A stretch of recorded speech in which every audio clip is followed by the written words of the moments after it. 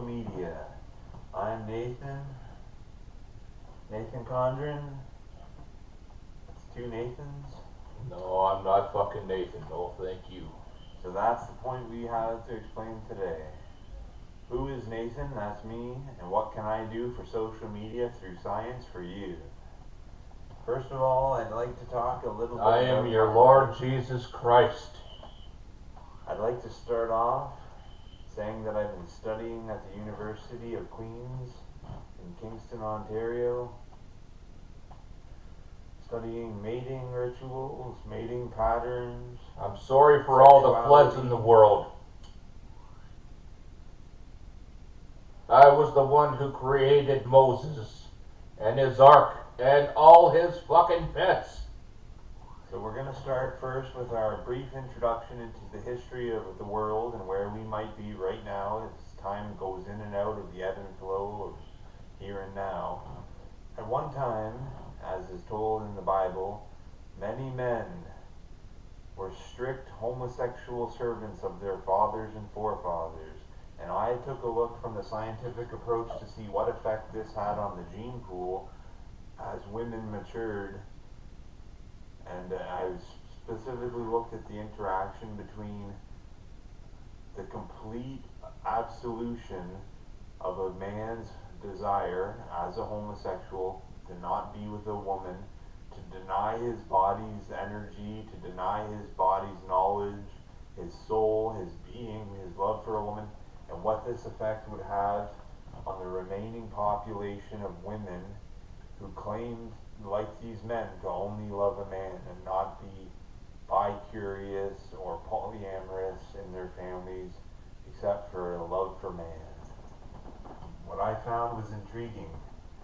The more a man served his own race in hatred of a woman's body for how it betrayed his understanding sexually of what it meant for him to be happy, when he could not focus enough to leave his interpretation of how his body feels in life with what his action is, that he perceived he could not feel the love for a woman because of he thought her body was just not suited for what it was truly being used in their actions and thoughts, feelings, and religious activities. Thank God he's not fucking God. So what I discovered was that the more men that were dying from a homosexual servant of a race reclamation that went completely backwards.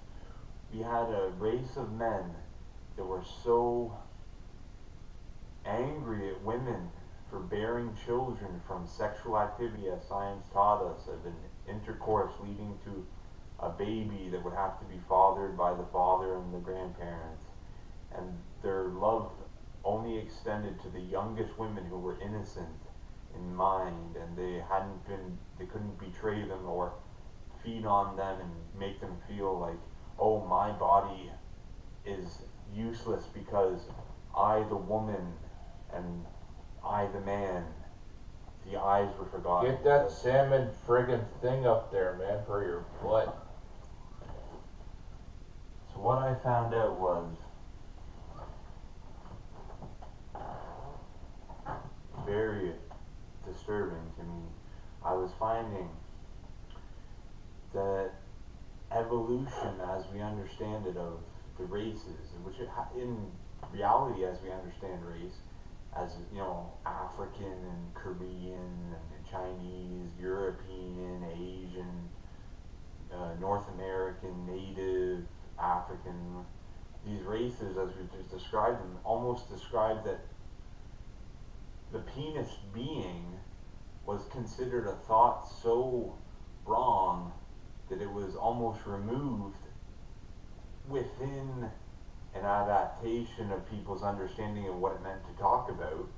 And we were being left with a society that was always thinking about us, about men, but what they didn't know was they had no idea that these people like me and Murray were alive, and they were saying that because of our look as handsome, was an interpretation of our bodies being the same as a vagina. I'm just fucking dog ugly, motherfucker. What we're understanding now is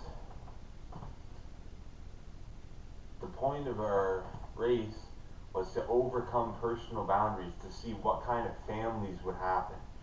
People that I visited and spoke to were often homosexual, were often servants of the Dark Lord Jesus Christ, and all these ideas. The Dark Lord?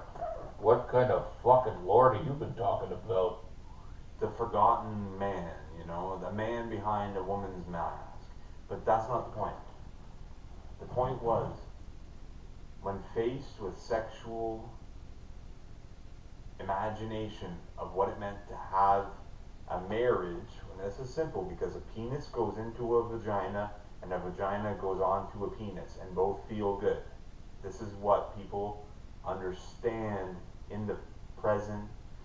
So what we don't understand is, why were these races so blindly, maybe it wasn't blindly, because as I understood it, I always saw women as attractive. Vagina beings to me were attractive as a woman, and I desired to find the right one to make my wife, and that's all I understood. Because I wasn't a homosexual man. I was understanding that. No, this guy is fucking fucking confused, man.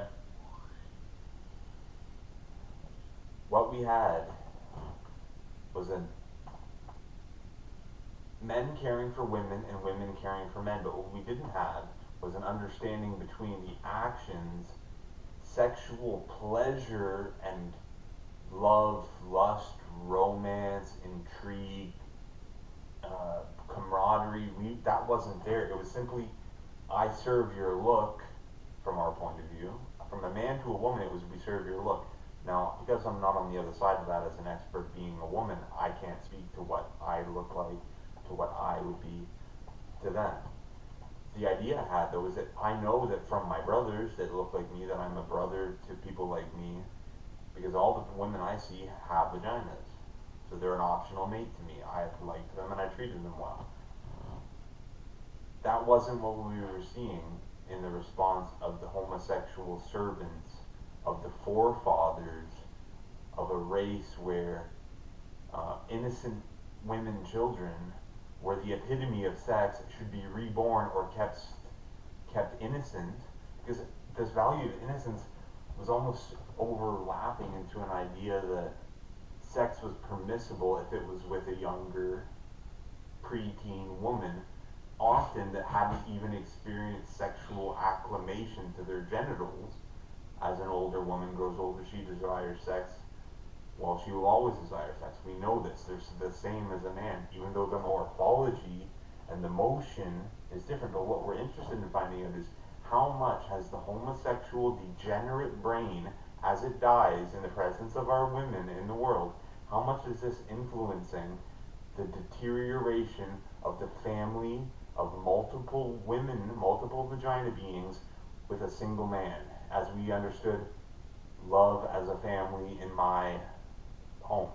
So, what we're understanding now is women that are being born are innocent and have the option of forming into one of these two kinds. But the women that were forming into male-only lovers seem to be somehow linked to a continuing idea of reward mechanism involved with engaging in destroying someone like ours lives sexually, and then using them as a reward, serving them as a homosexual man would, without a family of women to feel good about. And that's what we were studying at the University in Queens. So I hope you'll check out our next video as soon as it's ready, and I hope you enjoyed this. And I have my cigarette, and we'll see you for the next installment of Science and How It Affects Social Media. Thank you.